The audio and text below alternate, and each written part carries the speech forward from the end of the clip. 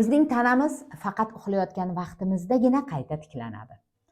Agar sog'lom bo'lishni istasak, normal, stabil energiyaga ega bo'lmoqchi bo'lsak, unda albatta uyqu normada, tinch hamda osuda bo'lishiga ahamiyat berishimiz kerak. Uyqu vaqti 7-8 soat bo'lishi shart.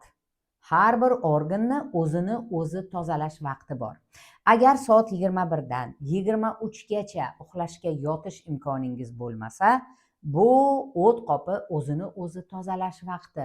Demak, siz o't qopingizni tozalash haqida jiddiy o'ylashingiz kerak. Agar soat 1 dan 3 gacha bo'lgan vaqt uyqungiz buzilayotgan bo'lsa, demak siz jigarni tozalash haqida o'ylashingiz kerak. Chunki shu vaqt aynan jigar o'zini o'zi tozalash davri. Agar 3 dan 5 gacha uyqu normal bo'lmasa, bu kortizol bilan bog'liq. Bu holda asab tizimini tinchlantirish lozim.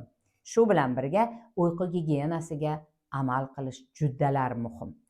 Xona havosini doimiy ravishda almashtirish. Uyqudan hech bo'lmaganda 1 soat oldin barcha gadjetlarni o'chirish kerak. Chunki ekranning ko'k nuri melatoninni buzadi. Agar melatonin yetishmasa, kortizol ishlab chiqariladi. Bu esa uyquni batamom barbod qiladi. Fortuchka ochiq bo'lishi hamda yotoqxonaga kislorod kirib turishi kerak. Yotoqxonangiz qorong'u bo'lishi ham muhim. Sog'lom uyqu sog'lom tananing asosi. Tanangizni tinglang, unga yordam bering. Sog'liq haqida yana ko'proq bilishni istasangiz, meni Telegram kanalimga o'ting.